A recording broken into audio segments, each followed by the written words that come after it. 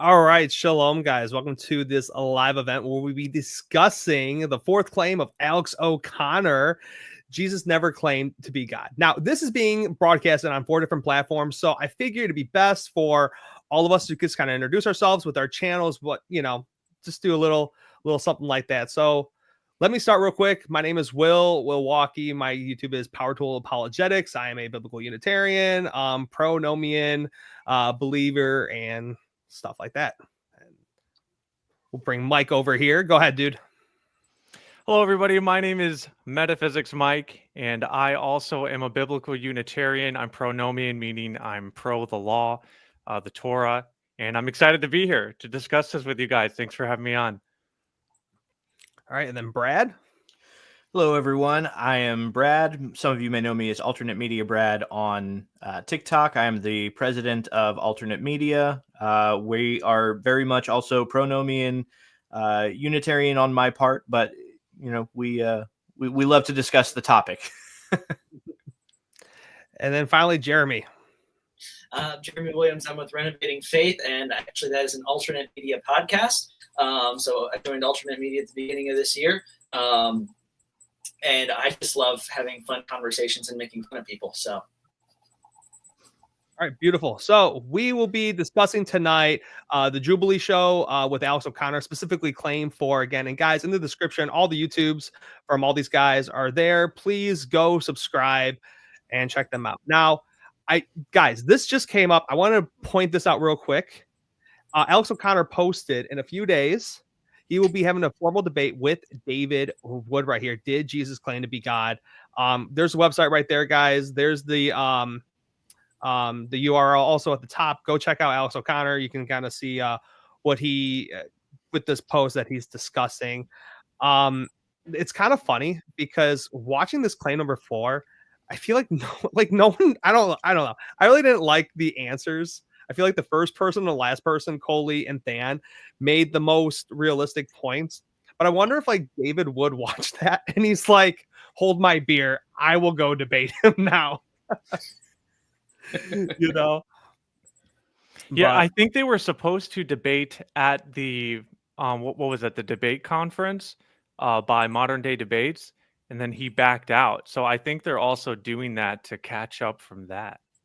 okay. Yes. Oh, okay. I didn't even know about that. Yeah. Okay. That makes sense. So let's go right in. I have the video right here. I'm just gonna play it. If you guys just tell me to stop, we can stop. We can address some of the points. Coley has some interesting points, to start. So you guys are ready. Let's do this. Let's do it. Bless you. Thank you. My next assertion is that Jesus never claimed to be God. This chair system is terrible. Coley, so talk to me. Yeah. Where does Jesus claim to be God? Yeah, so I'm curious, when you say that, are you including the book of John? So I think that the book of John is probably the least historically reliable in this case. So I'm talking about the historical Jesus. Yeah. I do think that there are a number of instances where Jesus appears to claim to be God in John's gospel. Okay. But even if we think that he actually said that, I still think that there's reason to believe that he wasn't claiming to be God in the sense of being identical with Yahweh. When you talk about the historical Jesus, what else do you pull from other than the Gospels of things that he might have said? I think that he might have said we only really have the Gospels, but Okay. there are multiple sources within the Gospels. What do you date it at? Around 70 AD. Okay, yeah. I sort of go with the scholarly consensus. And so you have also a bunch of sources, the unique sources to Matthew and Luke. Yeah. You also have this potential source called Q Yeah. from the German for quail, right? All of this kind of stuff. John comes in the latest. Sure. And so when we're trying to figure out what the historical Jesus actually said, if we've got multiple sources all claiming that he said the same thing, then I think we have good reason to think that he actually said that. Claims like, before Abraham was, I am, I and the Father are one, anyone who's seen me has seen the Father, only appear in the Gospel of John, not in any of our other sources, which I think makes them less historically reliable. Well, I like the claim. Will, I got to come pause at it it a little here. bit different approach because Yo, Okay, so listen, right off the jump, I think they do everybody a disservice, and that is that they didn't define what they mean by God. Like, if you do not actually define what the word is in both the Greek and the Hebrew, well, then what exactly are we talking about, right? Jesus never claimed to be God, right? That's so relevant as we get later into this, because without that definition, they're just going in circles on a lot of different things. Right off the jump, the word God should have been defined. Okay. What do you guys think about that?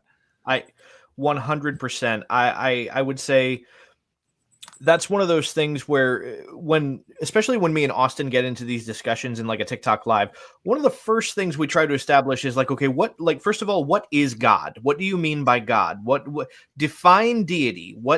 How do you categorize a deity? Right. Because even 100%. what is it, like Psalms 82, right? Where he's like in the council of gods, like ye are gods, right? So that's actually a good point. I didn't really put two and two together like that, but that is a good one. Yeah, and Jesus quotes that too. Is it not written in your law, ye are gods, right? So here you have Jesus calling other humans gods. Even in Hebrew, like Exodus chapter 7, God calls Moses Elohim. Yes. Right. So that word God actually has a semantic range, which can include humans and even angels. So without defining that, I think it's just you're setting yourselves up to fail, and you just so see it in this conversation. Yeah, but like I said earlier, I feel like Coley is probably the second best one though to like argue this. Like I made notes, and I have most notes for Coley, and then for Than. Everyone else is just like I feel like they defeat themselves. But yeah, you guys good then?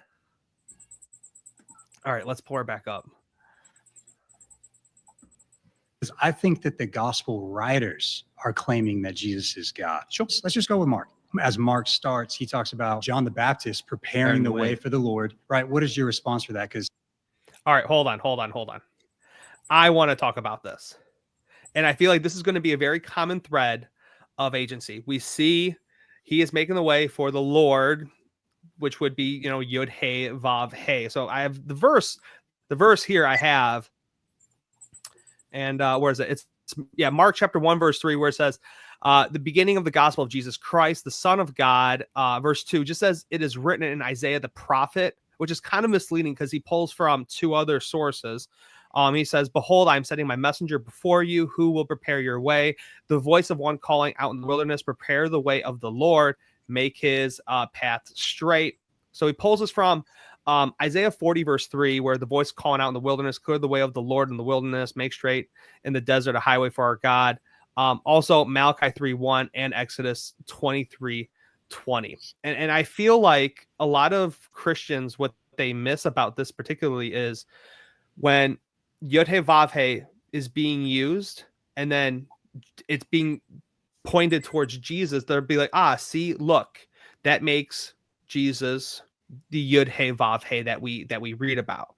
And again, agency on my YouTube channel, I have a 1 hour and 8-minute video talking about this, but we see so many other examples of in Deuteronomy 31, I Yud He Vav He will cross over the river and destroy your enemies. Joshua, go.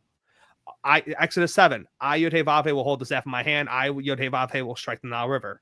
Hey, Moses, tell Aaron to hold the staff and strike the Nile River. Right.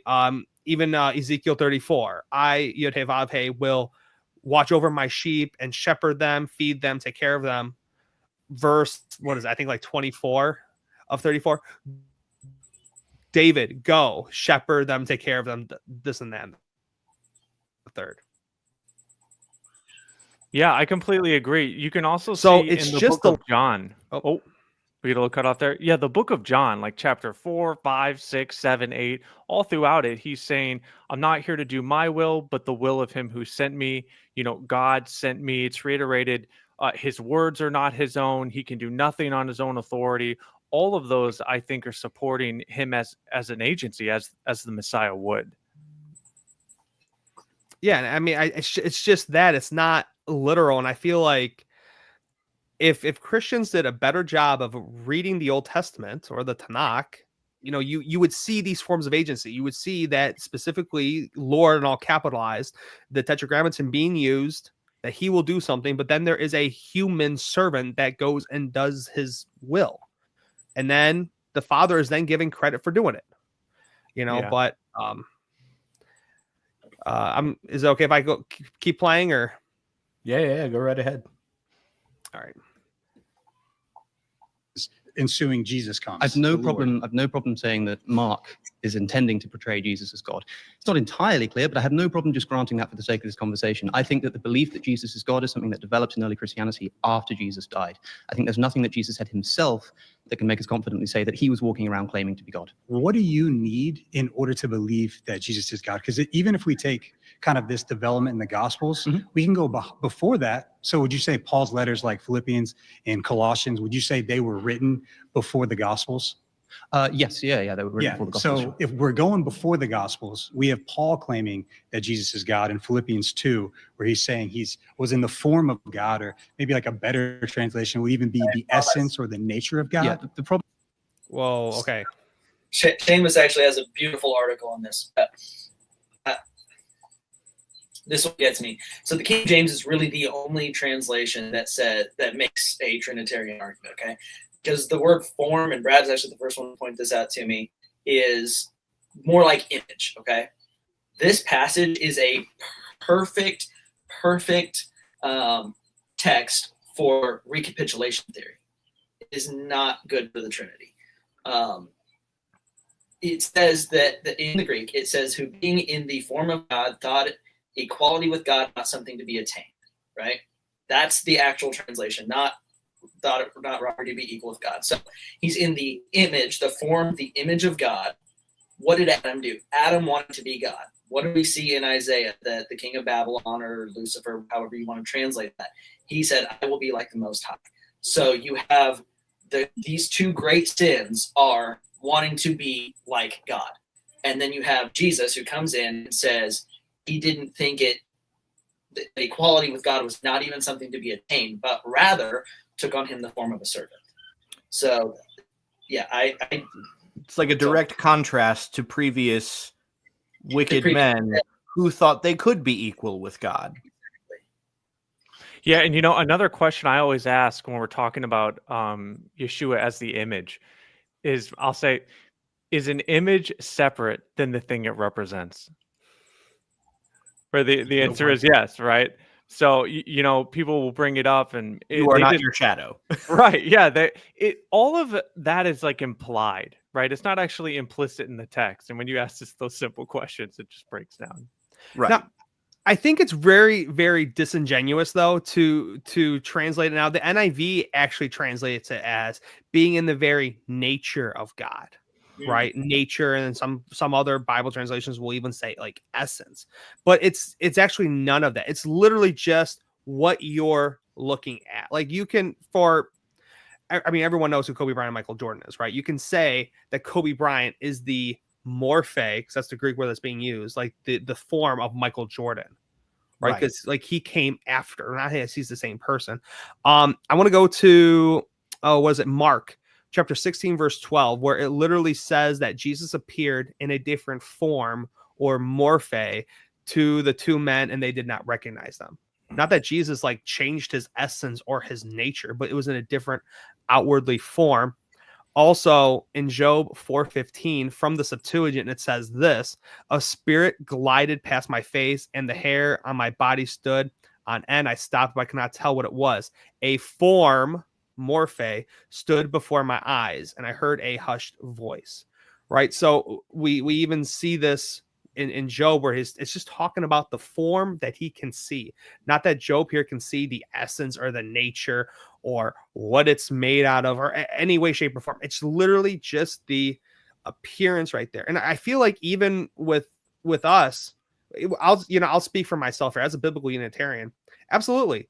The Son is in the image of the Father. The Son represents the Father. If you spit in the Son's face, the Father's going to say, why did you spit in my face? Because he's the image of the representation. And that kind of goes more with like the whole agency type thing. But it's like one of those things. It's like, do your research on morphe. Stop just like listening to your pastor about, oh yeah, hit him with the, Proverbs chapter 2 verse 8, or 2 verse 6, excuse me, that'll get them. You know what I mean? So what you're talking about there also is it's almost a direct one-to-one equivalent with Adam's being made in the image of God. right? We're obviously not talking about a physical form because God has no physical form. Of course, I know the Trinitarian would say, well, yeah, Jesus, but but what it connotes, and the reason I used shadow earlier is because that's kind of the idea. Actually, the word there can equally translate to shadow. Man was made in the shadow of God, right? Which again fits perfect with Yeshua's own statements that I only do what the Father does, right? Well, because that's true. Your shadow can only do what you do, right? It's the two-dimensional casting of the three-dimensional being, right? That's what mankind's job always was to reflect God to the creation. Jesus is not unique in that way. It's literally all of our jobs. Jesus was just better at it than we were. I think if there's any Peter Pan fans in here, they'll probably disagree with you on that whole shadow thing. Well, so it's very interesting, actually, that you bring that up. Because what happens when Peter Pan's shadow becomes disconnected from him? He causes havoc. He wreaks havoc everywhere. Like, it's a bad thing. Yeah. The shadow needs to be connected to the one casting it. So, ergo, mankind needs to be connected to God, right? Because when we're disconnected from God, we're a shadow acting of our own will, which is terrible. Yeah. Yeah, something else here I want to chime in that I'm just seeing it repeatedly already. Obviously, I've watched it about 2 times, but watching it again, like it always comes to the forefront. Again, because they didn't define it, I see them going back and forth. Like you actually don't know what they're arguing for. There's no target they're both aiming at. It appears like Alex is thinking to himself like, well, I don't believe that Jesus claimed to be God, but the Gospels, the people who wrote them did try and make him be that he was God. It's like, well, okay, in what sense? Are you saying that he is the God, the creator? Well, then definitely not. Like the writers of the New Testament aren't saying that. They make an explicit distinction between them, between God and him. So it's like, what does he mean? He's willing to accept that, yeah, the Gospels portray Jesus as God. Like, what does that mean? Like, that's the whole debate. I still can't believe that he like wants to come on here and debate Jesus never claimed to be God, but then they don't define that. Like in this debate, that is imperative to making any progress at all, like across the whole spectrum. And so you're seeing it here already. And the further you go in, it just becomes more apparent. They don't know what they're arguing for. Like he came very close at one point in what we just watched by essentially stating that he doesn't believe that Jesus ever claimed to be, for me, I say Hashem, right? The Yod He Vav He. And I mean, that probably is where the argument needs to stay, because that's really the distinction we're all making, right? And that would be the distinction that the authors of the Gospels all make, right? They do draw a clear distinction between Hashem, right? The God, and Yeshua. facts. Yeah, I think too. I think Alex is kind of just granting that, like, hey, sure, the biblical authors probably have thought it because, like you said in the beginning, like this is developed later on. I think he's just kind of granting that they believe that, just so the argument doesn't get derailed to where did they agree with that or not? Sure, I will grant that for you. Show me in the text where Jesus calls himself God, essentially.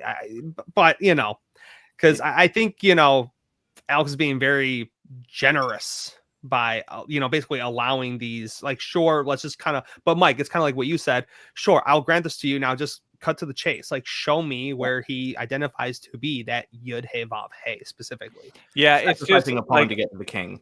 all the people who come in all these arguments we're going to keep hearing, they come in at it from like a very kind of esoteric way. Like they're all just like pulling from different places, and we're going to get into like the 2 powers later. I mean, it's like that's what it is. It's all this undefined sort of later idea of God, right? So to me, it's just so important. The fascinating thing, right, because you could almost tell right away that this is how it was going to begin, right, is that the fella immediately comes out with, well, what do you include, like, the Gospel of John? Like, because it's like the Gospel of John is just this, like, nail in the coffin to them. They really believe that. So I like that he pushed back with, well, actually, in my personal opinion, the Gospel of John is the least reliable.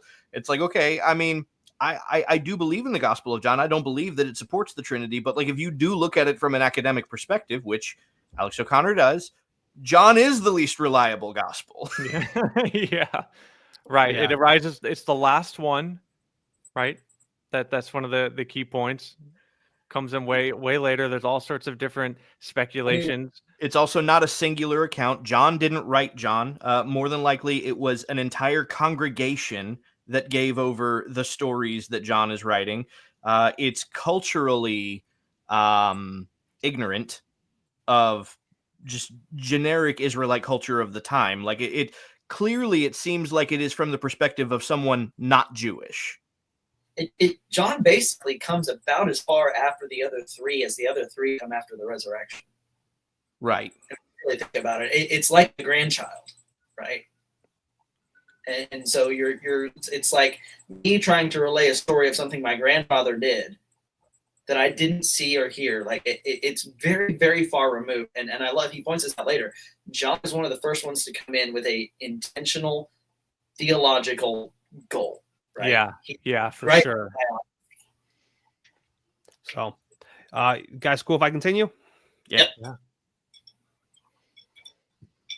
Problem, I think, with sort of quote mining in this respect is that there are quotes that point us in either direction, even in the Gospel of John. So Paul, for example, says that there is one God, which is the Father, and one Lord, Jesus Christ, seeming to separate them. Jesus says things like, my Father is greater than I am. He says things like, nobody knows the hour, not even the Son knows the hour, but only my Father in heaven. He says when he's crucified in the first two Gospels, Eli, Eli, lama sabachthani, my God, why have you forsaken me? I could point to these and say, these are Jesus claiming that he's separate from God. Well, there is a distinction from the Father and the Son. So we're not, but instead of quote. Okay, hold on. I just want to say something really quick. This is one of my big things. Like, Jesus makes a distinction between himself and God. Within Trinitarian thought, God is understood to be Father, Son, Holy Spirit. So it's not that the Son is being distinct from the Father. It's that the Son is being distinct from God. Right. And then as we see, like right here, Coley goes, right, well, yeah, there are distinctions between the Son and the Father, but that's not what those verses say. Yeah. Jesus distinguishes himself from God. Not just the Father, but God. It's being my God, why have you forsaken me? He doesn't, if he said, my Father, why have you forsaken me? Or the Son knows nothing, like only, I think he does say only the Father. But it's still, he's distinct. The Son is distinguished from God. It's a core difference for sure. Right. Yeah. It's being very picky and choosy about where God means the Father and where God means God. Yeah, right. Yeah, exactly. It's so funny because again, the term's just thrown out there, but the distinctions matter. It's read into the text. And even if it did, honestly, that would just be proof that the Father is God. It's the only God, like 1 Corinthians 8:6 says, Well, because like all seriousness, when they make the distinction between, like, there's many gods, many lords, but there's only like one God, or he says, my God, why have you forsaken me? Okay, so the Son is talking to God. Is this the Father or the Spirit? Prove it. Like, we can say, like, yeah, obviously it's the Father, but to a normal Trinitarian, you can't prove to me if he's talking to the Father or the Spirit, or maybe he's talking to both persons. I don't think he was praying at all. So. Yeah. I think he was preaching, not praying. But they cover that later. I don't want to spoil it. All right. Sorry. I just had to bring that up real quick. Like, but yeah, let's continue. Quote mining, I could just quote the whole thing. That though he was in the form of God, didn't count equality with God a thing to be grasped, but emptied himself by taking the form of a servant, being born in the likeness of men. Sure. So I also have no problem saying that Paul thought that Jesus was God. Okay, my assertion is that Jesus that's actually claims to be super God. clarifying for me, because then my question is, what piece of evidence do you now need in order to believe that Jesus claimed to be God? Like, what is it for you to be like, you know what, that convinces me? Jesus, in his own words, saying that I am God. Right, but he does that in John. Where? Before Abraham was, I am. Sure. So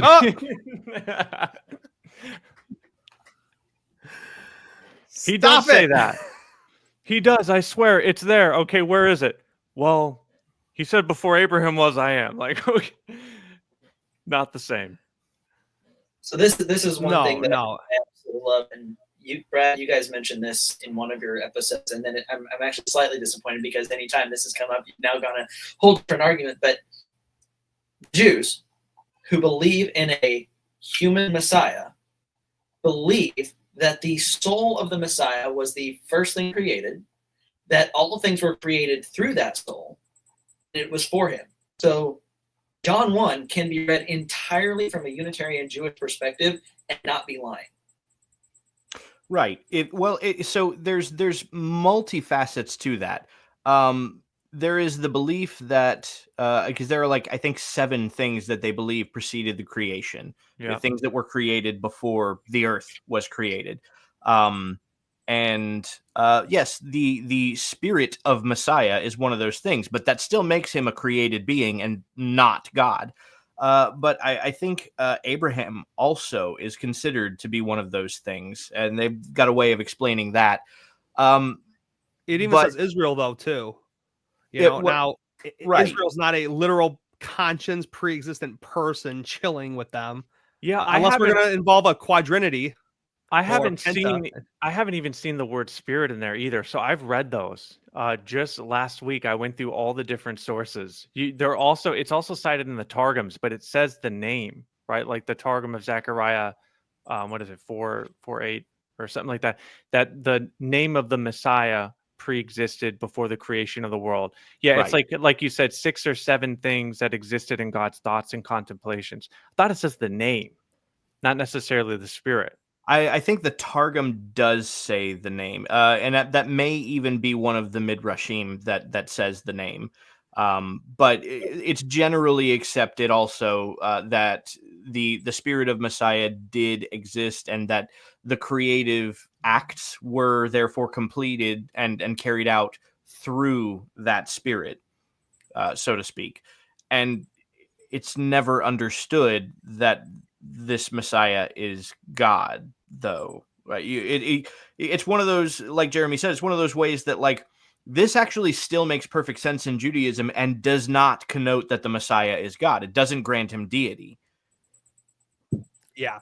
So, hey, just because we got some of the comments, let me just address this, and then I want you guys just to jump into. So, what a lot of people will do is they'll say, John 8:58, before Abraham was born, I am, right? The ego in me, right? And they'll translate this back to Exodus 3:14, where God says to Moses, I am who I am, or Edia Esha Edia in the Hebrew. However, if we look at the Greek Septuagint there, right, it's a God spoke to Moses saying, ego in me, ha'on, I am the being. And if you look in any Septuagint, the being is capitalized. So ha'on, that is to be associated with the Yud He Vav He. And then continuing on, and he said, thus ye shall say to the children of Israel, ha'on has sent me to you. Now, even with ego in me, it's used countless times. In Matthew 26:25, it's being referenced to Judas. All right. Luke 1:19 is being referenced to Gabriel. John 9:9 is being referenced to the blind man. Acts 10:21 is being referenced to Peter. But here's the thing, and this is one of the things I noticed, right? So in Luke 1:19, it says, I am Gabriel, ego and me Gabriel. So he says, I am Gabriel. In John 9:9, I am the one, ego and me, the one, right? I am what? The one. Okay. Acts 10:21, I am the one you are looking for, right? But that's not what it said in John 8:58. John 8:58 is just, I am. So really, and we kind of mentioned this whole pre-existence, putting pre-existence in proper context. That's what Yeshua, I believe, what he is alluding to, not a God claim. Because if it said, ego and me ton theon or something, you would have a case. But it doesn't say that. He doesn't clarify. It just says, I am. And that's it. Ton is the definite article, correct? Yeah. Yeah, right. Because, if it said ego and me ton theon or something, I don't know how it would exactly work in the Greek. We don't have Dr. Dustin Smith here. I did talk to him, by the way. I asked him if he wanted to come on. He said, I have faith in you guys because you all have common sense. So thank you, Dr. Dustin Smith. He was busy, but he had faith in us. But seriously, though, it's just, I am. We see how the Greek language is, where it's I am what? I am Gabriel. I am the blind man. I am the one who you are looking for, right? It's always something that comes after it to identify who you are. But in John, it doesn't. But, Agreed. All right, let me pull this back up and we will continue. I just know John 8:58, it's mentioned like 500 times. So let's just get it out of the way. And then if anyone wants a reference to this, go back to like the 30-minute mark. You can hear it at. Before Abraham was, I am. First start, as I've said, it only appears in the Gospel of John. We don't know if the But he at historical least Jesus said it once, and the claim is that he never did. If he actually said that, if he was going around claiming to be God in explicit terms, That's a great. why yeah. is it that none of the other Gospel writers thought it was a relevant detail to mention? It's difficult to now deal with it because you are acknowledging. Okay, pause. I'm so sorry. Oh, You've no, been that's voted great. out by Hey, the majority. Great to meet you too. All right, real quick. I'm just curious. How do you guys think Coley did?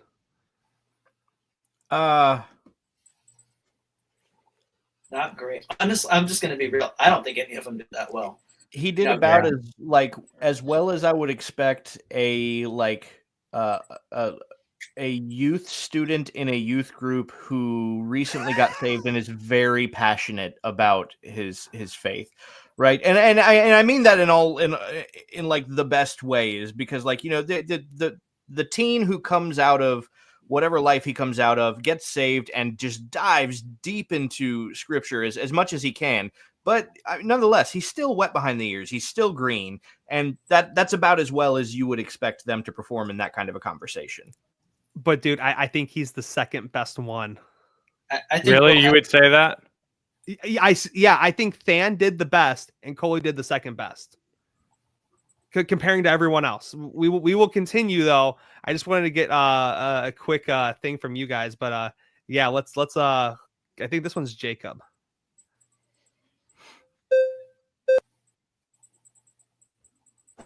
Can you What do they want to just sell us? hear me out? No, all work management platforms are the same. They take forever to learn. And Ads. And we're back.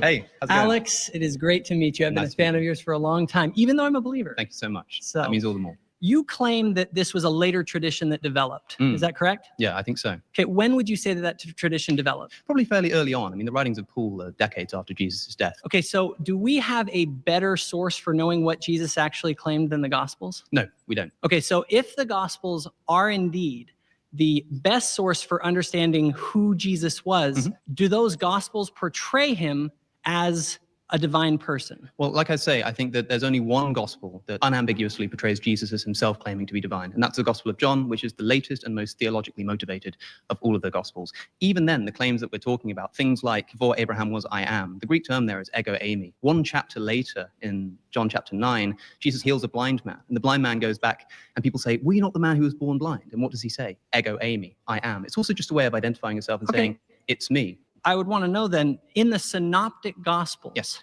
are they claiming that Jesus is just a mere man? I think that it's debatable what the synoptic authors are doing, but I'm happy to grant that the synoptic authors were trying to portray Jesus as God and thought that Jesus was God. I have So, no so problem that saying means all four gospel writers were intending to portray Jesus as God. that Is may be the correct? case, yeah. Okay. Now, in the first century Hebrew culture, do you worship anyone other than God? Depends what you mean by worship. So the Greek word for worship used in the New Testament is, I don't know how to pronounce it, proskynene or proskenine, something like that, which typically in the Hebrew is translated in the Septuagint to that word, proskynene. In the Hebrew is a word which just means something like bow down before. So for example, the same word is used when Jacob bows down before Esau. The same word is used when Joseph's brothers bow down before him when he's the governor of Egypt. The same word is used for King David, for example, in multiple books of the Bible. But in the synoptic gospels, is Jesus portrayed as being worshipped? I think at some points, yes. So, for example, at the end of John's Gospel with Doubting Thomas, at the beginning in the birth narratives, of course, I think the birth narratives were forged in later additions to the New Testament. I want to focus entirely on the synoptic gospels because those seem to be the one that you think are the most shaky on this. Fine by In me. the synoptic gospels, is the charge of blasphemy given against Jesus? Yes. Absolutely, right? Yes, yeah. Can you be given the charge of blasphemy merely for claiming to be the Messiah? Well, let's find out. In the book of Acts, St. Stephen has a vision before the Pharisees. What vision does he have? He looks up before the Pharisees and he says, I can see God and I can see Jesus sat at the right hand of God. Separating Jesus and God, what do the Pharisees do? They stoned him to death for blasphemy. So we know that you didn't have to claim that Jesus was identical to God in order to be stoned for blasphemy. How about judging the entire world? Is that something that a human would do? I suppose it'd have to be a very special kind of human. I understand that you think that only God can judge, sure. So did the synoptic gospels portray Jesus as the one who is going to judge the world? I think that may be true. The synoptic gospels may portray him as being that. What I'm asking for is... Okay, so I want to jump in on this real quick. When he talks about judgment, and just because I made a video on this, just because there's a lot of interesting points. So where are my notes at? When we look at like judgment, right? Like, yes, God will judge us, right? But so in John 5:22 and 27, chapter 8 verse 16, and chapter 9 verse 39, ironically they're all John. Jesus says that the Father will no longer judge and has been given judgment from the Father. Right. So I think this would be one of the hard claims. And actually, I feel like Jacob's kind of digging himself a hole, because how are you trying to prove that Jesus is God? If Jesus is God, he never changes. Right. But he was now given authority, meaning that he didn't have authority to judge people before, but now he does. Right. He has changed.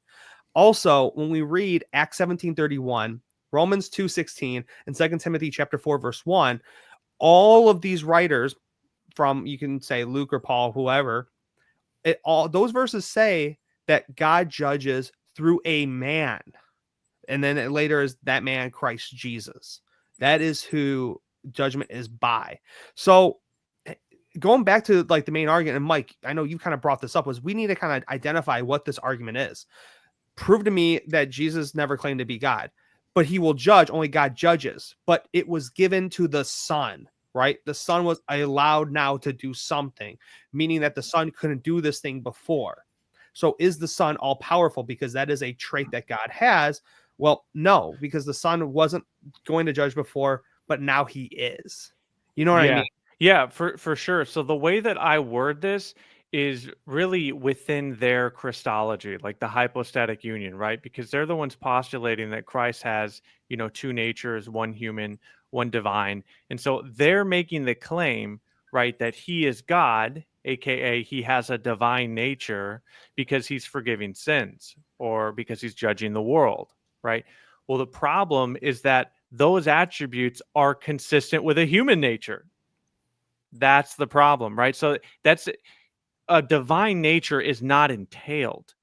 And some of those attributes were even given to others, like, for example, the ability to forgive sins. Jesus is told the apostles, like, hey, if you forgive their sins, they are forgiven, right? If you hold them, then they are held. So that's how I like to word it, because it's within their language, right? Every single quote divine attribute that proves he's God is actually just consistent with a human nature. I think it's funny to me also how so Alex has actually set the stage here in a beautiful way, because he can actually walk away from this saying that nobody even came close to refuting his claim, because they're not actually arguing against his claim at this point. His claim is Jesus never claimed to be God. They are trying to prove that Jesus is God. Well, the divinity of Jesus is not the topic of the conversation. It's whether or not Jesus claimed to be God. That's the topic of conversation. So they're all arguing something that that's not even what's being argued. He is simply disputing that Jesus never claimed to be God, which is why he can grant that maybe even the authors of the Gospels believed that, but none of them recorded him ever claiming it. Yeah, like they're just going to look up like an attribute that God has, and if Jesus shows this attribute, like the whole judgment thing, we know God judges, but now Jesus judges because of what he said in the Gospel of John. Okay, so that doesn't make him God, Can I just also just comment on one of the things that bugs me every time that I see it done, and it happens so frequently with normative Christians, is an appeal to ancient Jewish culture, and then they make some statement that make sense in their own logic that actually has nothing to do with ancient Jewish culture. The road that he was trying to go down with, well, I mean, is claiming to be the Messiah blasphemy? Yes. In ancient Jewish culture, making that claim of yourself was blasphemy. You had to be named Messiah by somebody else. Somebody else had to point the finger at you and go, that's the Messiah. This is the job that you're supposed to do, right? But you weren't supposed to come out and go, hey guys, I'm the Messiah, right? That's blasphemy. This is why Jesus always said, you say that I am. You have said. He never says yes. He says, you're saying it. Yeah, you said so. Yeah. All right, let's bring this back up. All right. I love the red flag thing. Oh man, it's terrible. In Jesus' own words, or indeed in his own actions, claiming to be God. For example, a moment ago you said that he was stoned for blasphemy. Can you be stoned for blasphemy for doing something other than claiming to be God? In the book of Acts, St. Stephen is stoned for exactly that. So do you agree that that at least isn't an indication that Jesus is claiming to be God? I don't know that they necessarily were stoning him for that exact thing. I don't know the exact context of that. With that in mind, the divine birth of Jesus is another factor that's in all the synoptic gospels. In those gospels, Jesus is born of a Virgin Mary and the Holy Spirit. It's only in 2 of the synoptic gospels, and in Luke's at least is probably a later edition. It wasn't in the original version of Luke. Okay, I gotta mention this also. the virgin birth. Matthew's also. Wait, what's up? He just said that in Luke's it's probably a later edition. It's like, yeah, there's very strong evidence that is also the case for Matthew's gospel. But okay, so because like I know not everyone believes in the virgin birth and everything. Like, let's grant that for a second. Jesus is God because he was born of a virgin, right?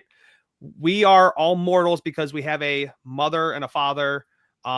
Jesus, because only he has a mother, that makes him God. Okay, so clarifying question. What is Adam then? He had no parents, right? He dust from the earth, breathed into his nostrils, and he became a living thing, a living being. So if anyone's going to be fully God here, I think Adam makes the best case for this. Like just being honest. If we're gonna say because Jesus was born of a virgin, this makes him God, well then shoot, Adam must be like freaking alpha God, and what's Jesus, beta God? Like, you know what I mean? But they are compared. Well, yeah, you can make the comparison, but like the first and the last Adam. I would be I am, and I've always been willing to grant the premise of a virgin birth with the caveat that, I mean, it is still a miraculous virgin birth if the seed of Joseph was still used. Okay. When people oppose the idea of the seed of Joseph being present, then they're suggesting that the sin nature that everybody believes in has a biological component that gets into a whole other argument that is very difficult to argue your way out of. But be that as it may, it actually still works with the comparison with Adam, right? Because what we know is that Adam was created and then Eve was separated out of him. So if we take that in like a chronological aspect, Adam was created with both a feminine and masculine nature. Let me specify nature, not body. And then the feminine nature was separated out of him, and Eve was created. So if we're comparing Jesus to Adam, we do have to ask ourselves, which Adam is he compared to? Is he compared to post-Eve Adam or pre-Eve Adam? Right? And I would dare say pre-Eve Adam, because God separated, right, male and female from one another to create Adam and Eve. And in a sense, by unifying Joseph with Mary of his own will and not of their own will, it's like reuniting the masculine and feminine into one perfect being again. Yeah. Sorry. Well, I got a question. What do you? I'm sorry, Jeremy. You want to say something? I just got distracted by the comment that someone's cracking yo mama jokes. Oh, well, I was going to ask. So, what do you mean the seed was present? I would love to hear about that. I just mean that, like, the idea of Jesus being a human being and having no X chromosome to speak of is a bit of a scientific non-starter, and it also creates problems for him being 100% man. There's also several problems regarding Torah law for him not to be of Joseph's loins, given that the impregnation happened after they were already betrothed. There's a whole lot of halakhic red tape that brings into the conversation, in which Joseph is actually being wronged if it's not his own child. The only way that Joseph is not being wronged by God himself, which would mean that God is breaking his own law, would be if the child is biologically Joseph's. There's also the fact that in order for Jesus to be the rightful heir to the throne of David, he has to be from the loin of David through the patrilineal line. It does not transfer through a maternal line. Thanks. I appreciate that additional info. Absolutely. So if I can, this is an incredible book. I love C.S. Lewis, but this is complete. It's the middle one of his space trilogy, and he hypothesizes that a war happening on Venus basically relives the garden experience, right? And he hypothesizes what would have happened if Adam and Eve hadn't fallen. It's an incredible outcome where Adam basically sits on the throne of Earth, like in parallel. And judges the world. Judges the world. Everything. And this is C.S. Lewis, right? Trinitarian, Anglican. I love Lewis's stuff. But if Adam hadn't fallen, what could it be? It's absolutely mind-blowing. I love this, and I recommend everyone read it, Trinitarian or not, just because, first off, the Space Trilogy is amazing. But this particular book, he has so much good theology in here. But yeah, basically, if Adam hadn't fallen, who would be sitting on the throne? And it's a really cool hypothesis. But yeah, basically everything that Revelation, that the Gospels attribute to Christ, Lewis says Adam could have had. And that would be a natural conclusion to that question, though, right? What if Adam didn't sin? What would we live in? Well, really, the obvious natural conclusion is that he would be the ruler of the world at this point. But I did just want to clarify when I said that, because your specific question was regarding Joseph's seed being present. I mean, not in the sense that they copulated, but like, it's no less of a miracle because it's God that we're talking about. If God went, poof, seed from Joseph, plant and Mary, poof, life, right? It's no less of a miracle, and it's still a virgin birth. I follow you. Yeah. All right, let's bring it. Regardless, is Jesus's birth portrayed as a normal human birth? No, not at all. In all of the synoptics. So if he's not a man, only two of them. Well, that's fine. If he's not a man in these Gospels, then what is he? Well, again, I'm happy to say that the synoptic authors were portraying Jesus as God, especially whoever added the birth narrative to Luke after the fact. I've got no problem with that. You just don't trust those Gospels? But, no, in the same way that I don't trust the legendary account surrounding the birth of Alexander the Great. Okay. I don't think that he was God either. Is there a better, more reliable source for the historical Jesus than the Gospels? No. But within the Gospels, there are more and less historically reliable points. So as I've already said, there are seemingly sources. So, for example, when Jesus says something in Aramaic on the cross, when he says, Eli, Eli. Did Jesus... Okay, pause. Sorry, you've been voted out by the majority. Please return to your seat. Cheers. Good fun. Nice. What do you guys think of Jacob? I again, I think he missed the forest for the trees. The question, the subject is, did Jesus claim to be God? And he spent his entire time trying to prove that Jesus is God. Yeah. I feel like that's going to be the common occurrence. I think this is the older lady. Yeah. I think her name's Lori or something. She's funny. It's me. Huh. Since you're new to HVAC Block, we'll go through your tax returns from the past 3 years for any money your last guy might have missed. I could get money back. Oh, sorry, Thea. Lori Mills. Alex, nice to meet you. I'm not a fan because I don't know who you are, but All the better. Well, the feeling is mutual. Yes. But anyways, so the Dead Sea Scrolls. Yeah, I don't know a ton about them, but Okay, well, they were found in 1943. It is proven that they are about 2,300 years old, and you've got your Bible there. Do you know when crucifixion started? when crucifixion started? Yes. No, I don't think so. Okay, so the Israelites, for instance, in King David's time, if you were found of blasphemy, how would they kill you? Well, there are different ways of doing it. You could be stoned, for example. And who's they? Is it? Well, the Pharisees, the Sadducees. Because of course it was the Romans that killed Jesus, and they didn't kill him for theological reasons. So would you do me a favor? Sure. Open up Psalms 22. Whatever you like. King David wrote this. Psalms 22. Would you read it? From the beginning? Sure. My God, why have you forsaken me? Why are you... What did Jesus say on the cross? My God, why have you forsaken me? Go Boom, on. Jesus is God. Why are you so far from saving me, so far from my cries of anguish? My God, I cry out day by day, but you do not answer. By night I find no rest. Yet you are enthroned as the Holy One. You are the one Israel praises. What are you looking for here? Well, basically, if you go on, it basically describes crucifixion. Written Can I just stop you there? Because no, but let me finish. Written 800 years before crucifixion ever even happened. It even gets into the Lamai, Lama. What has that got to do with Jesus claiming to be God? Well, what this has to do with it is I believe that the entirety of the Word of God, just like in John chapter 1, the Word became flesh and made its dwelling amongst us. Yep. I believe the entire Bible points to Jesus being the Messiah. I agree with you. So that. And this is like, I hear this all the time, because Jesus is the Messiah. He's God, because only Messiah can be God.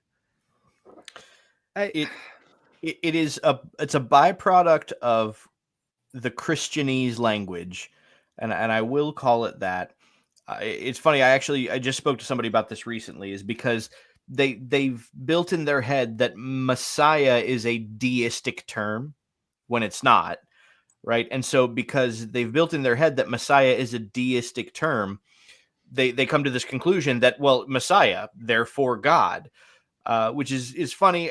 I've had experiences with people where they press me on my views on Christology. And sometimes I'm just not in the mood for the conversation. I also know it's going to be a fruitless conversation with a particular individual. So I nod my head and go, I 100% believe that he's Messiah.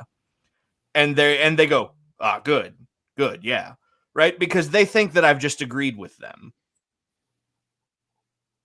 Yeah, it's just annoying to, like, guys, if you go back to what is it? Like, I think it's Isaiah 43 where it says, like, oh, Cyrus, my anointed, right? Cyrus is the Messiah. He is the anointed one. There's many Messiahs. People think like this only applies to Jesus, when that's just not true. It's guys, like, seriously, go look up. I don't know what the Strong's number is, but go look up the word for either Mashiach or Christos in the Greek. Look how many times it appears. Look to all the different human beings that it is applied to.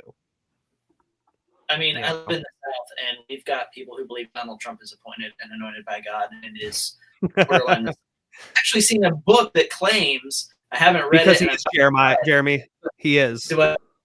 He is. This is where it gets crazy. I actually saw a book that tried to claim that because Jesus always referred to the Son of Man as if a third person, that there are two Messiahs. Jesus is the Son of God, and Donald Trump is the Son of Man Messiah. Donald Trump is Mashiach ben David. And Mashiach ben Joseph was Jesus. I'm just kidding, by the way, everyone. I'm just kidding. Somebody's going to clip that, and you're going to regret it. I know someone is going to clip. You know what, though? Will Hess from the Church Split is going to clip what you said about a sin being passed down by the mail, and he's going to make an hour video on that. So he will, because Will loves to troll, and I love Will. Right. We love Will. I am the part of the reason Will published his book. So, all right, I am going to pull this up. Let's keep going. She's funny though. Everyone has her flag up. She's gonna be done in like 5 seconds. Have you did you notice though that so far everybody's cordial and the Messiah is not the same as God. Jews didn't believe that the Messiah. It's like, I know. But she's the first one who's been like, I rolled my eyes when I heard what she said. But yeah, even when she first goes there, like, oh, I have no idea who you are. Like, really? So you just happen to walk on set and people are like, oh, hey, come sit down, take a seat. You're going to be, like, come on. Like, what a crazy thing to say. I know I'm here to debate you, the feature of this show, but I don't even know. You're like, okay. How'd she even get that? She just happened to walk into the set and took a seat. She's a theist. We're all theists here, right? He's the atheist. And like in this bout, he's the only one that we actually know. Yeah. So it's like, if even theists don't know who you are, probably just be a little humble, you know? Yeah, All right, I'm gonna play it. And he's in a round table. So his claim is Jesus never Jesus never claimed to be God. Which I was going to be God. Well, Okay, it's pause. Sorry, Lori, you've been voted out. very nice to meet you. Good for her, though.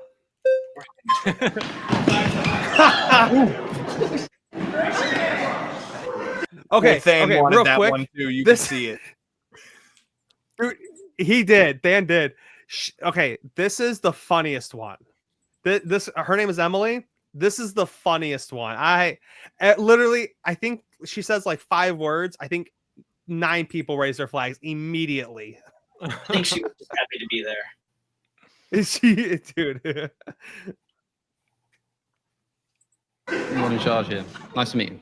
Nice to meet you. Learning more about our God, that knowing like what happened in the Old Testament, he needed to have a representative to humble himself during these trials of the early beginnings of the Old Testament. For the sake of time, I really need Jesus claiming to be God. So my point is that he sent Jesus to be that human figure to represent God so he could humble himself in his own creation. So where does Jesus say that I'm that person? I'm God. When he claims to say, I am the light, I am the way, follow me, I am your God.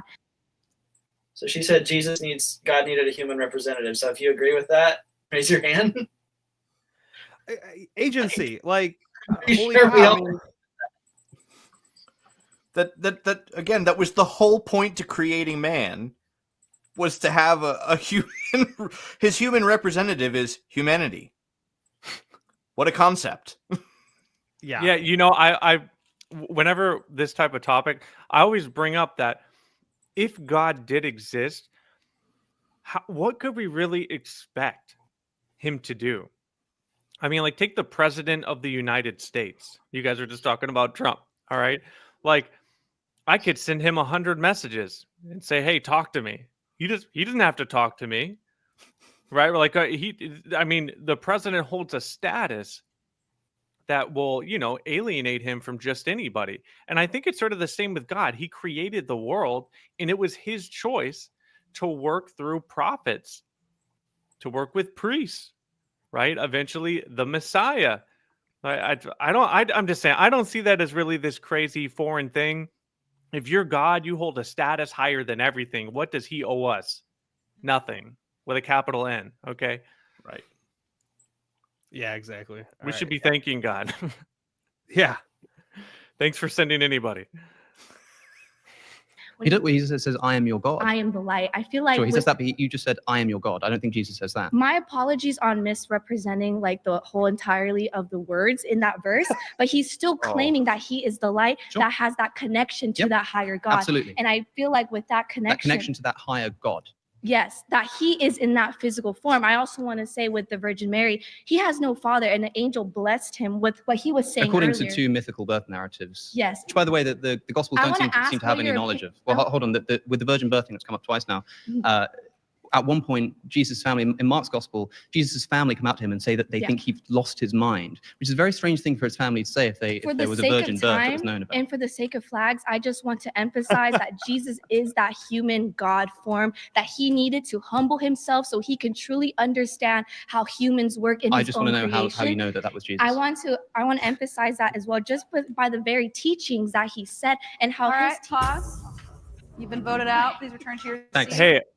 Hey, just wondering, what Catholic church is selling the skimpy Mother Mary belly tank tops? Where do you get those? Listen, maybe it's just me. I don't mean to be too judgmental, but yeah, I don't know. Just a Christian girl comes up Dude, I with a think they're belly all shirt, and I'm Protestants, just actually. Remember, they're Catholic, not Orthodox. So Yeah. I don't know. She did her best. She had a point. She stuck to it. Alex really pressed her too.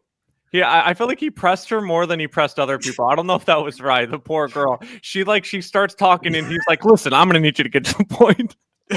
Well, okay, Mike. Though, I think Alex is looking at his timer and it's like, okay, we've wasted half the time already. Like, guys, answer the freaking question.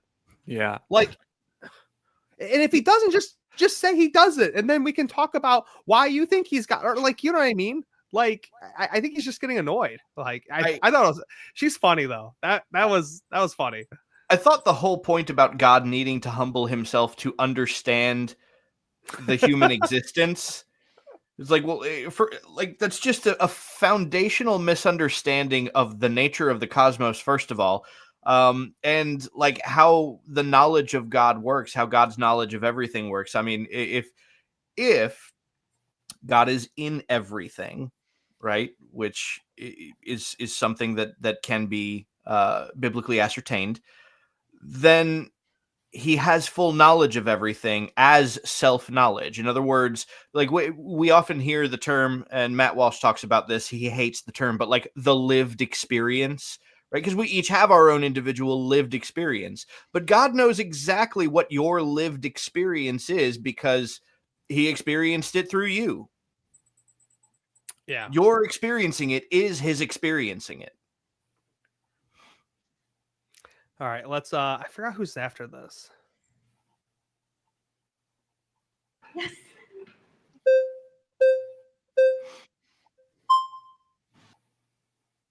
Oh, Every time. another ad. This one will be renewal After by all Andrew. your hard work, you can't let anything stand in your way. Hey, how's it going? Nice to meet you. You can. I think that the general narrative of the Bible is the soon coming Messiah. Obviously, there's some discrepancies and disagreements on the whole notion of whether Jews believe that the Messiah was God or not. Around this Jesus figure is trying to do away with this up and coming revolution or whatever, where you specifically noted with the blasphemy that Stephen so-called did. I don't believe that they stoned him because he was claiming to be God. I think they stoned him because he was reaffirming this narrative that was so antithetical to the whole entire so time what's this got to do with Jesus claiming to be God? I have no problem with saying that Jesus was claiming to be the Messiah, the Christ, and that the Jewish authorities saw that as a threat, and that the Roman authorities certainly saw it as a threat that he was claiming to be the King of the Jews. Those were the charges that he was actually crucified on, King of the Jews. Where does Jesus claim that he's God? I'm just going to go back to John because it's the strongest source, and So you give me have one the example. multiple instances of I am. Like, Let's take one. even if it's just what you said earlier with the exactly how you quoted it. He says before Abraham, and Abraham in Jewish tradition and culture seems to be this forefather of their faith. So it's like, how are you putting a man, just any man, above Abraham? Well, he's not just any man. He's not claiming to just be any man. No, I'm not saying there's any old man, and then there's God. And I'm there's saying lots that of places in Abraham's between. statement reaffirms that I am. That you can't just say before Abraham because Abraham Well, is the can you beginning of pause the it? Israeli timeline. Like this is the beginning of their faith. So to say that. So for what it's worth, I don't think. Sorry. No, it's all good. So listen, to me, this is a great example. Them all bringing up this passages about before Abraham was I am.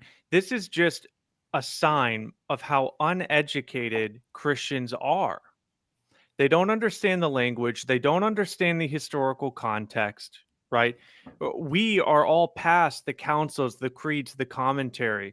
I mean, Trinitarianism has affected virtually every Christian denomination. And like the repeating of this statement as if this is some smoking pew, okay, makes no sense. Folks, it was promised to Abraham, right, through Genesis 12 on through what, like chapter 17, that through his offspring, all nations of the earth would be blessed. And then Paul comes in and tells us in Galatians chapter 3 that the promises were made to Abraham and to his offspring. And he literally says, who is Christ? Okay, so when he's like the context of the conversation is who do you make yourself out to be? Okay, the statement ego eimi, right? But like before Abraham was I am, is literally him acknowledging the promise made to Abraham of the Messiah. That is like a very creative way to proclaim that he is the Messiah. It's been and just like the fact that none of us know this. Like I remember when I first learned this, I was like, how was I never taught this? You know, like it's unfortunate that the New Testament it's not really a book you can just read and immediately understand. These are historical documents, ancient text. You have to understand the historical context. You have to understand all the different surroundings of their culture, of the language. Like, context creates comprehension. And just the fact it's so reiterated by like many different people, it's like we need to do a better job at teaching people. We have to help them learn where we have not been taught correctly, that we've been trained to read these things and just not get it. It's not right. It bothers me. It really does. And last thing I want to say is, the book of John has these really powerful things. You have the prologue, right? The very beginning, which virtually all scholars agree. The rest of the book is to be read in light of the prologue. But then also you have a summary statement by John. And what's it say? These things I have written to you so that you may believe what? That Yeshua is the Son of God and that he is the Messiah. Okay. So like, it doesn't really matter what people want to say pulling out from the book of John. John has told us, I wrote all these things, including the passage about being before Abraham. I wrote them all so that you may believe that he is the Son of God and that he is the Messiah. Anything outside of that is extra.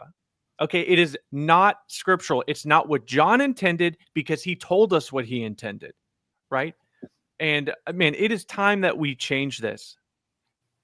Yep. No, yeah, I agree. Hermeneutics 101. What did the author intend?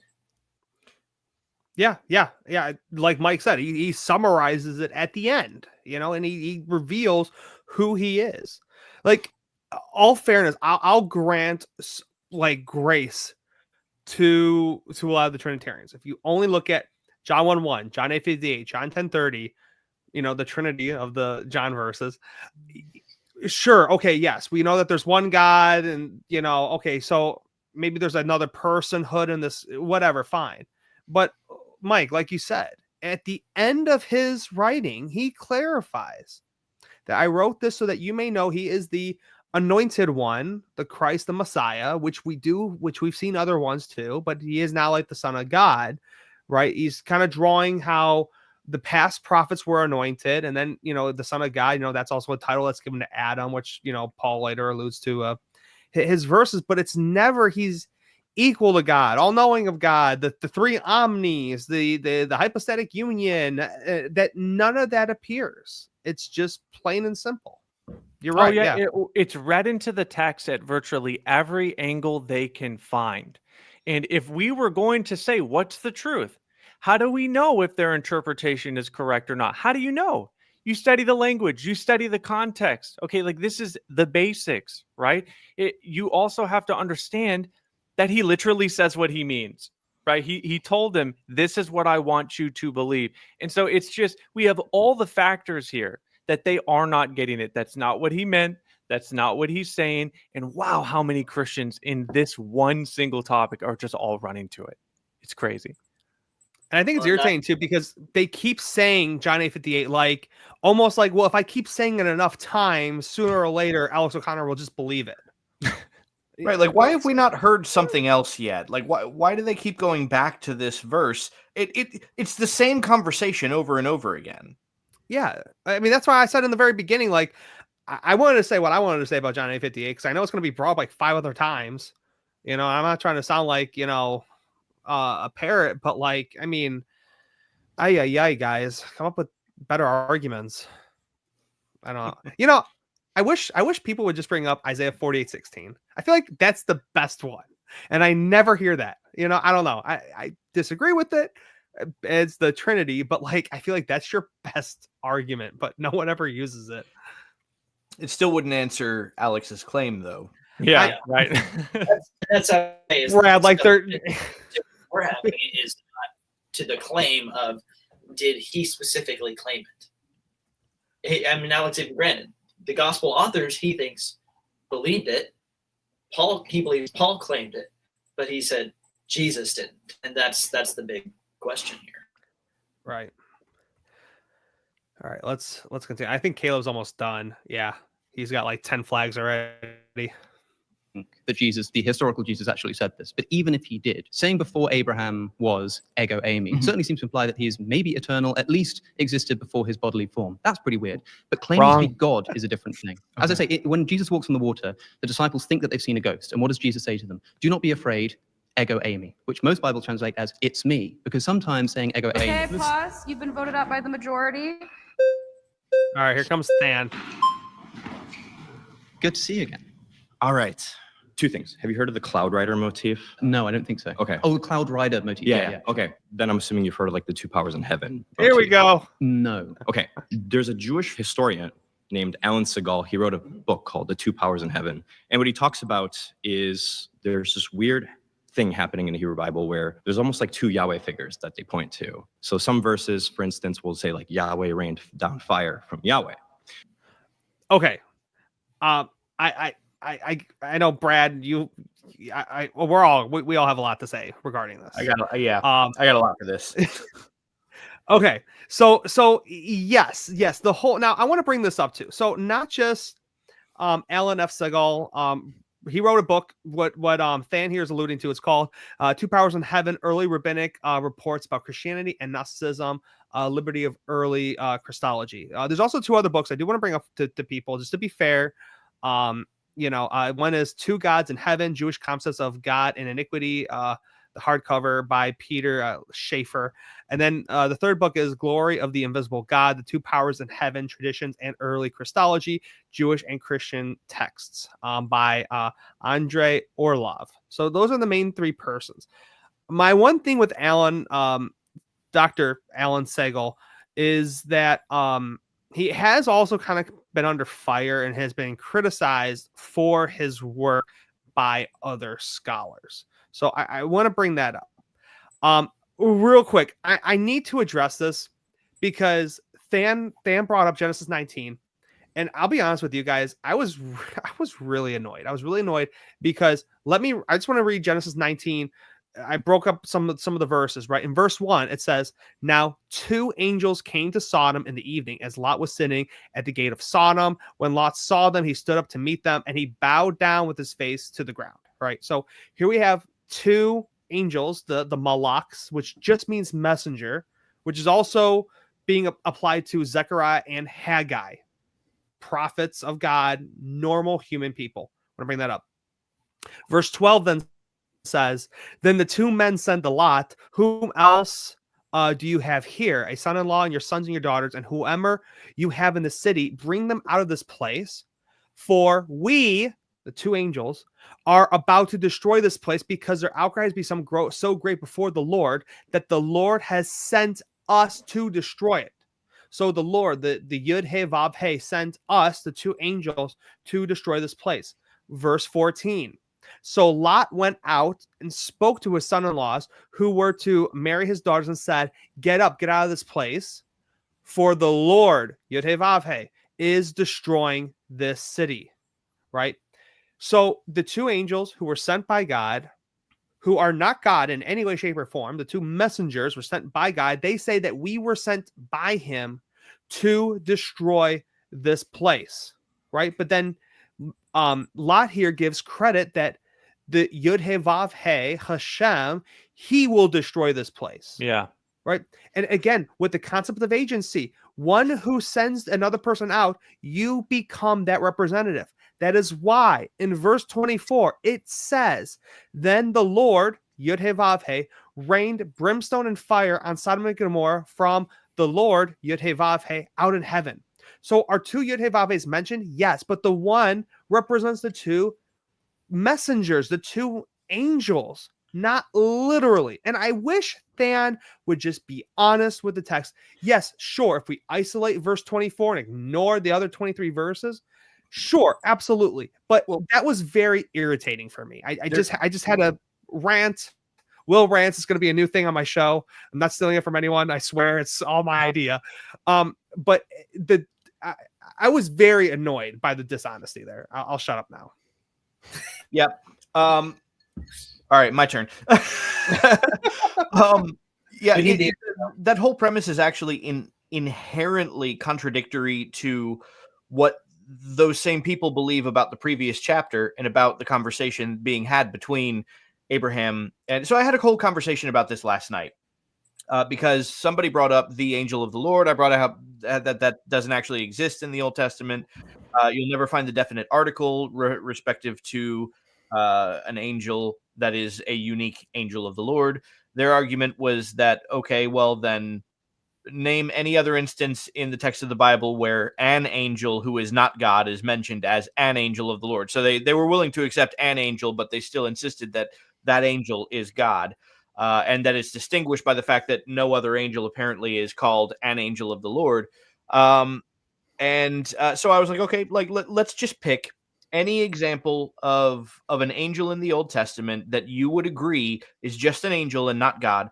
So they chose Genesis 19, okay, in which I pointed out verse 13, where it says that they would be the ones destroying Sodom. But then later it says that Hashem would be the one destroying Sodom. And they said, yeah, that's the angel of the Lord. And I'm like, okay, well, now hold on, because I'm pretty sure you also believe that the angel of the Lord is the one that you believe stayed behind to speak to Abraham. We had a conversation about whether or not one stayed behind, because the text says the men left, not two men left. It says the men left, right? Anyway, it's like, okay, so which one is the angel of the Lord then? Is the angel of the Lord the one that is actually carrying out judgment on Sodom, or the one that is speaking to Abraham? They can't both be the angel of the Lord here. Right. With respect to Hashem raining down fire from Hashem, this is something that Asher Meza actually has pointed out is a rather commonplace form of Hebrew speak called the disappearing third person. And we actually see this very same sentence structure in 1 Kings 8, verse 1, which says, "Then Solomon assembled the elders of Israel, all of the heads of tribes, the chiefs of the fathers of the children of Israel, unto King Solomon in Jerusalem." So Solomon summoned all of the elders to Solomon. It's the exact same sentence structure, but we all know that King Solomon is the only Solomon there. Yeah, and also with there's a verse in Genesis. The verse escapes me at the moment, but it's Lamech calls out the wives and says, "You wives of Lamech." He doesn't say himself. So yeah, we see that language. But and I think Rashi even brings up the example in Kings. But I mean for me, it's agency. It's so clear. And here's one of the things, and I've had this discussion with so many people on TikTok regarding the whole agency thing. Like if I send Jeremy out to go tell Mike, the sky is blue, sure, but I cannot send Jeremy and Brad to tell Mike. Right, and count multiple as a singular person. But we actually have two examples of this in the New Testament. So even within the New Testament, John chapter 3, verse 22 through 26, right? It says that Yeshua and his disciples came to the land of Judea. There he, singular, so obviously Yeshua, was staying with them, the disciples, and immersing. Okay, so Yeshua is given the credit of being with his disciples, and Yeshua was immersing his disciples. You can read all that all the way through. But when you go to John chapter 4, verse 1 to 3, it says this: "Now Yeshua knew that the Pharisees heard that he was making and immersing more disciples than John. Although Yeshua was not immersing, his disciples were." Right, so it clarifies that even though his disciples are immersing, it's still Yeshua immersing them, right? Another example I want to bring up is in Acts chapter 9, right? Verses 3 to 6 specifically. It says, "As he was traveling, approaching Damascus, suddenly a light from heaven flashed around him. Falling to the ground, he heard a voice," he being Saul right there. Saul heard the voice saying to him, "Saul, Saul, why are you persecuting me?" "Who are you, Lord?" Saul said. "I am Yeshua, Jesus, whom you are persecuting, but get up, go into the city, and you will be told what you must do." Right?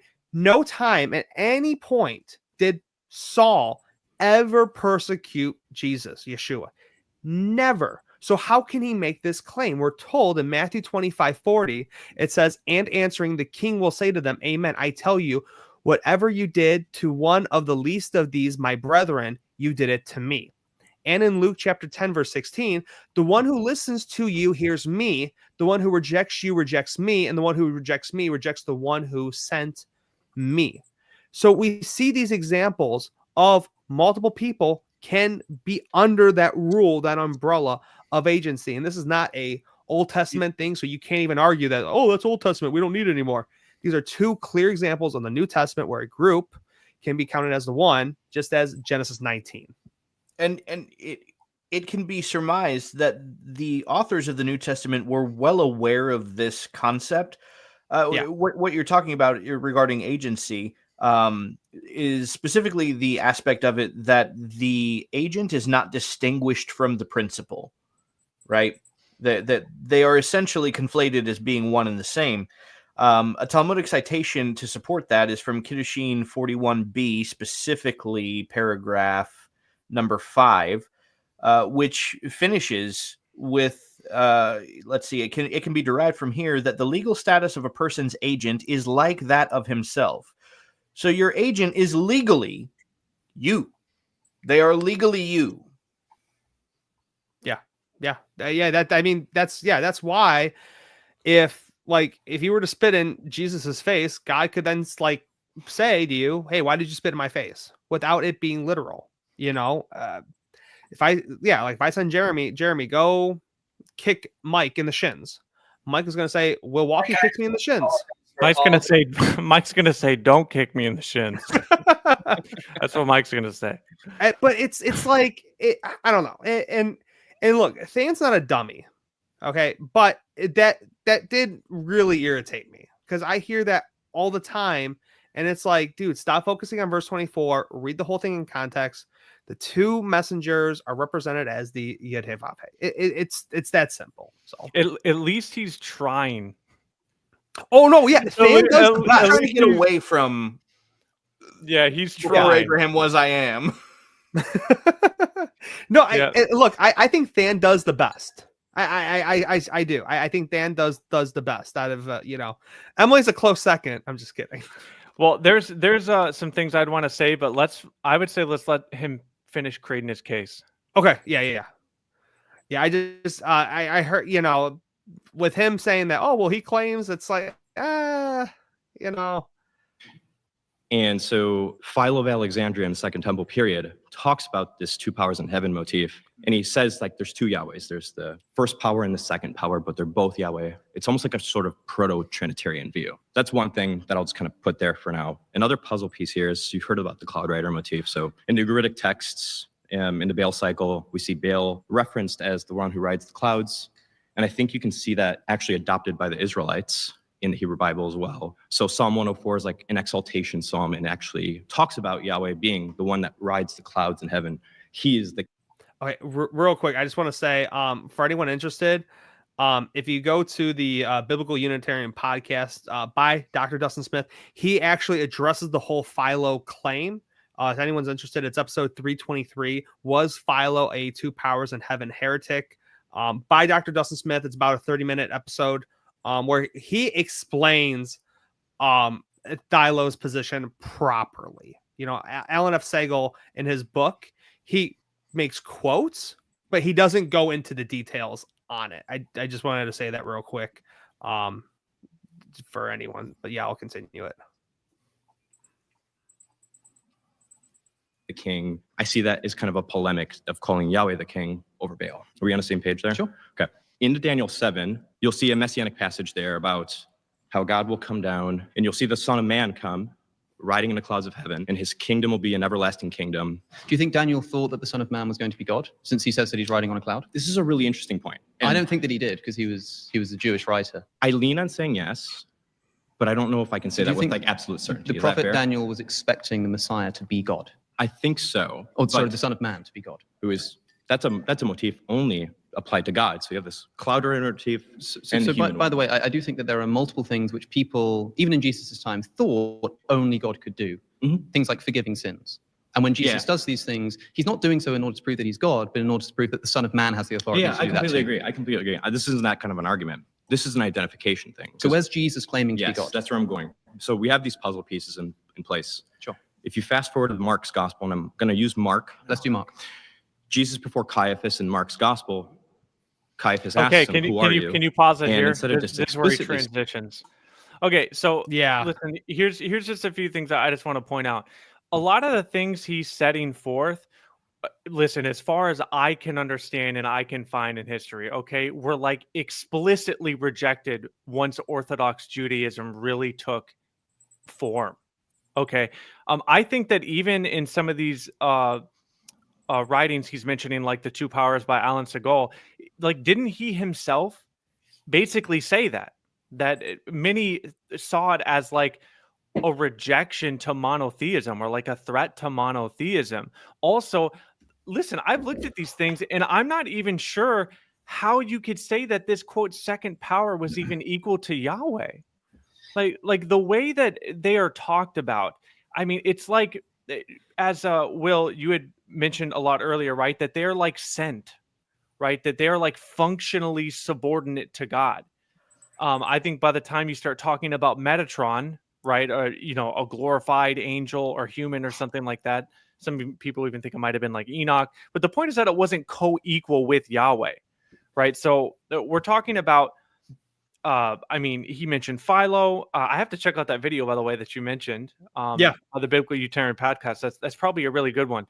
Right, the attributes, right, the agents of God. That is in the text. And last thing I wanted to mention about this is that this whole two powers framework is like rooted in like apocalyptic vision language.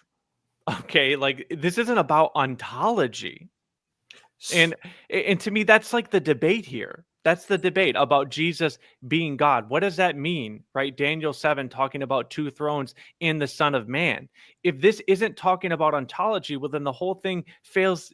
I mean, to begin with. So again, my response to this is that, listen, from what I can find, this idea was explicitly condemned in Jewish tradition. Okay, and even to this day, I'm aware of any Orthodox Jews who accept the two powers as something that was viable. Okay. And again, I would say that they're not co-equal. I don't see that. It seems like in most cases, these things are created. They're subordinate by nature.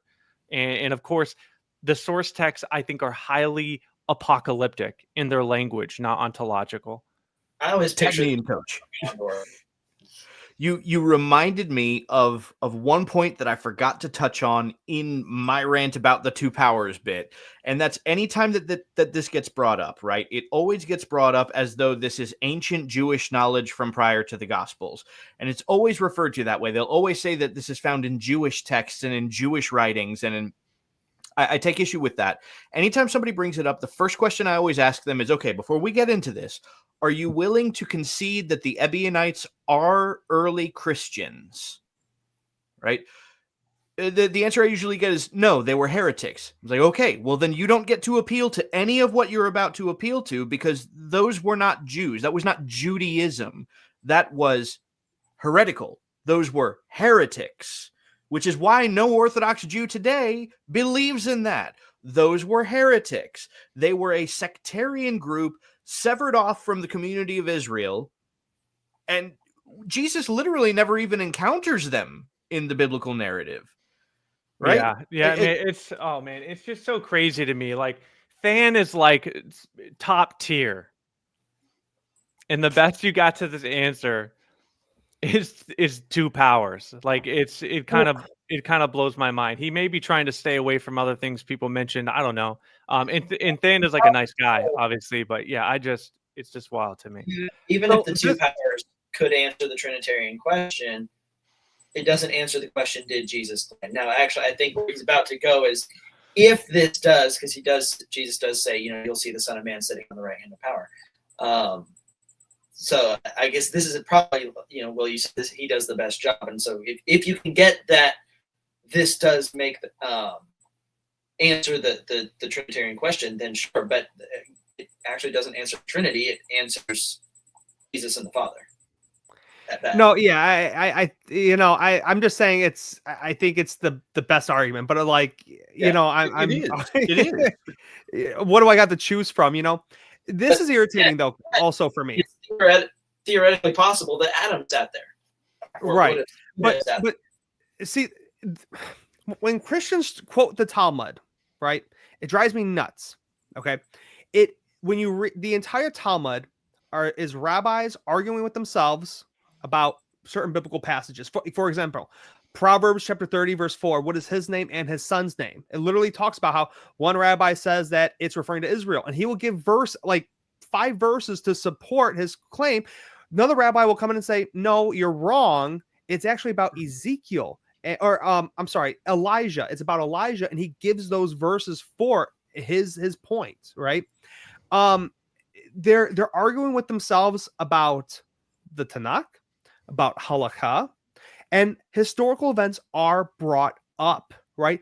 There are, and Brad, you can defend me on this. There are so many heresies and arguments that are brought up concerning who God is, what God can do, is God a man? And it's just a record of it. It's not like the Bible. It's just a historical account of rabbis arguing about the Tanakh, about halakha, and historical events. Like, that's really it. And it's really dishonest how everyone focuses on, oh, 2 powers in heaven. All the Jews believed this at one time until the bad Pharisees came in and they eliminated it, just like they did to Jesus. Like, all the bad, evil Pharisees came in and eliminated Jesus. But, they all believed in the 2 powers. Like, that's so wrong. I believe one person is mentioned by name for this idea. Bright, I don't know if you can correct me on that or not, but I believe only one person by name is mentioned. Like, it doesn't even say the whole group believed in it. It's just more dishonesty. It's a lot of it is built on speculation regarding some of the early findings in the Qumran community. We've been fed this narrative that there was this like split within the priesthood, and that the true priests resided in Qumran, and the priests that were serving in the temple were not Zadokites. And this is actually, it's long debunked Maccabean period history. Like that has not been the scholarly consensus on that period of time since the early 1900s. I mean, we've moved well beyond that, and you've got like scholars like Greg Dudna that go meticulously over the evidence and present that like, well, actually, like, you know, this schism you're building didn't exist. They were a sectarian group and they were rightful priests, but there's really no evidence that they like viewed themselves as unique and different from the priests who were actively serving in the temple at that time. They were a satellite position, so far as we can tell, based on archaeological evidence. You know, for me, at the end of the day, even if we are extremely charitable with what he's presenting right now, extremely charitable, and we just like give him basically everything, he still hasn't proved the point. It doesn't prove the point. It's certainly not Trinitarianism. The 2 powers is where's the way? Shouldn't it be 3 powers, folks? Like, like I think he even says, if I remember correctly, he calls it like a primitive form of Trinitarianism or something. Sorry, there is no primitive form. It's either there or it's not. And if it's not, then we're talking about something that developed, okay, which would literally support Alex's position. Like, it's just, it's wild to me. I mean, so even if extremely charitable, calling it a primitive form actually is admitting that it was developed. I mean, it's an inherent acknowledgement that it was developed, and that Alex's position is true. Yes, that the way they portray him as God is this later tradition. Yeah. You guys ready? Let's do it. I think we have like a minute left. Saying, I am God, Jesus quotes Daniel 7, saying he is the Son of Man, the human one, who will ride on the clouds, and calls himself the second power. So you have this 2 powers in heaven motif. No, he doesn't. The 2 powers, they're both God, and the cloud rider motif, and the Son of Man. He's quoting Daniel 7 to identify himself. After that, Caiaphas tears his robe and cries Yes. blasphemy. I do think that Jesus is making some pretty extraordinary claims to himself, such as being the Son of Man, but I still don't see why he's claiming to be God. If this were the way that he was trying to reveal his divinity to people, it'd be a strange and convoluted way to do it. Psalm 82 also talks about God presiding over a council of gods, saying, so you shall be called I gods. think there's a mistake here, And 'cause- Jesus quotes that psalm when he's referring to his relationship with the Father I understand what you're in the saying. Gospel of The John. issue So is even if in the Old Testament you have these two sort of hypotheses, lesser though, gods, right? Jesus is You have only your claiming to be that. hypothesis, right? That this is not a Christological implication, and I have mine. And I get what you're saying, where you're coming from. But to the ancient author, how obvious would this be? So the best we have here is Jesus claiming to be the Son of Man, and that might indicate that he might be God. Yeah, well, we don't predicate our hypotheses on the evidence we wish we did have. We go off the evidence that we do have. That's right. And I don't think that there's any point at which Jesus says. So you're saying "I am that this God." is not All right, guys, that's time. Evidence, but not good enough. It's so nice to be out. Sorry, we haven't got more time. I wish we could. Okay. That's it. Yeah, it's rough. That ending was rough. That's a conversation you wish they would have more time to actually flesh things out. They were cutting each other off. I wish he had let Alex finish his point, what he was trying to say. But yeah, I think that none of these people who came up refuted his position. I don't think any of them did so. And it's crazy to say that because I think he asserts his position in a way that even I don't agree with, right? I don't believe that Jesus was God.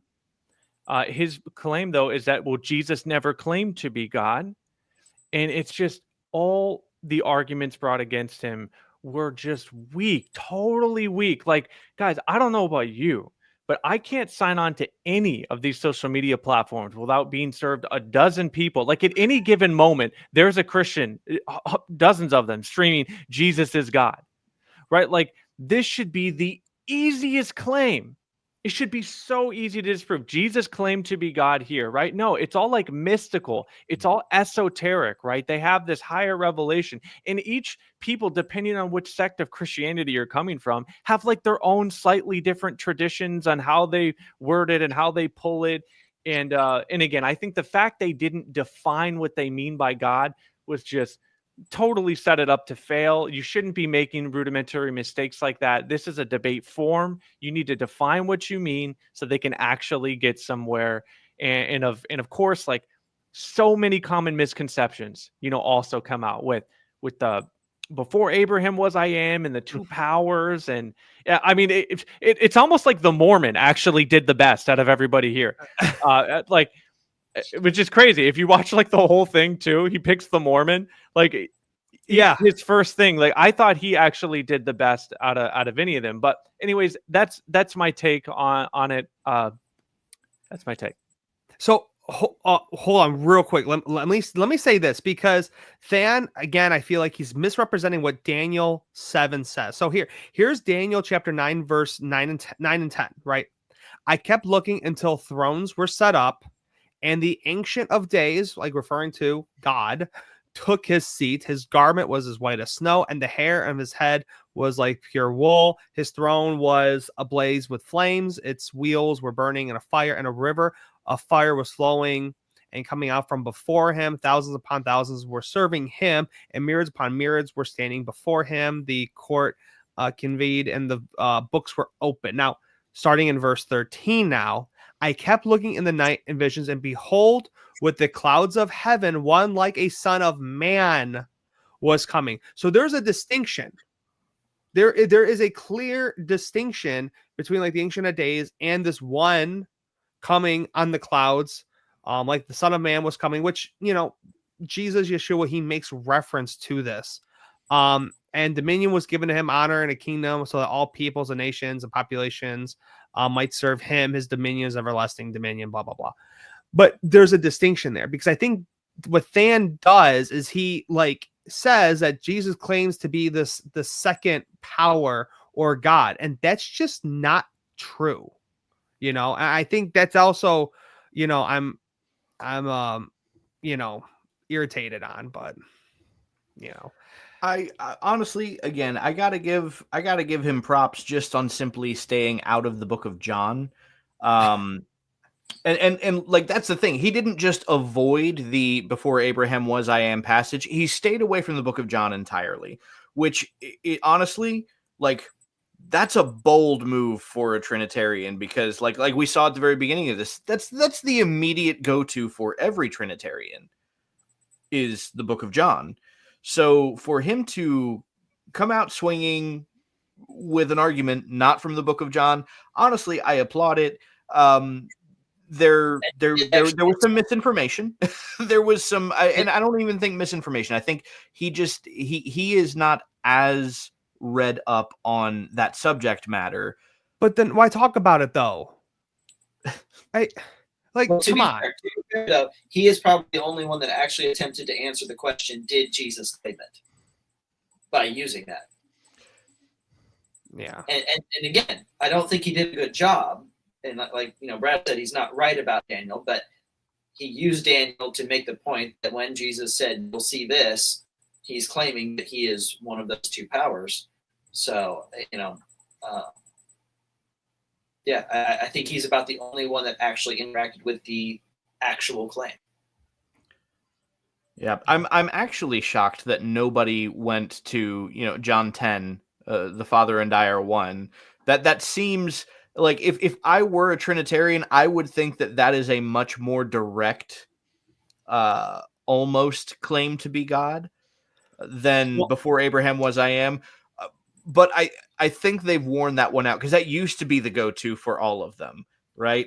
They've worn that one out, and I think all of them know that what comes immediately after that is John 17, 21 through 23. Yeah. I was gonna say, I think Mike and we tell people that all the time where it's not even used.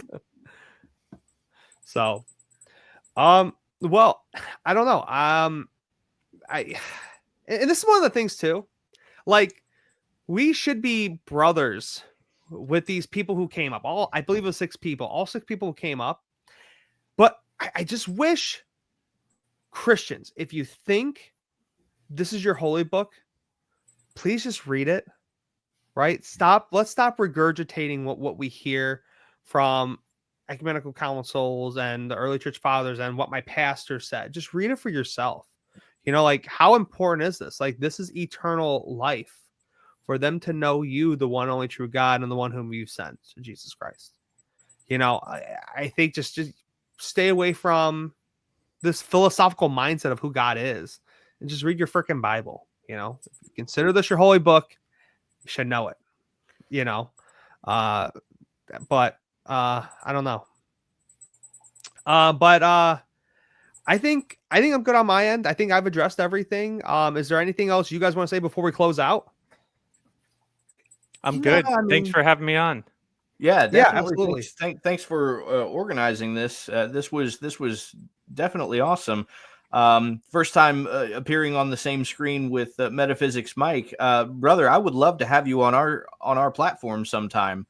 Maybe we can schedule an interview and get a little bit of your testimony and how you've come to where you're going. I think it'd be awesome. So if you would, please hit me up afterwards. Okay, I appreciate that. That sounds great. Thanks, Brad. Well, yeah, so everyone watching, please subscribe to MetaphysyicsMike YouTube channel. Please subscribe to Brad at Alternate Media. Subscribe to Jeremy at Renovating the Faith Podcast. And yeah, I hope you guys enjoyed this. I hope this was a good conversation that you guys enjoyed. Let me know in the comments below if we should do more stuff like this. And I don't know. That being said, shalom, guys.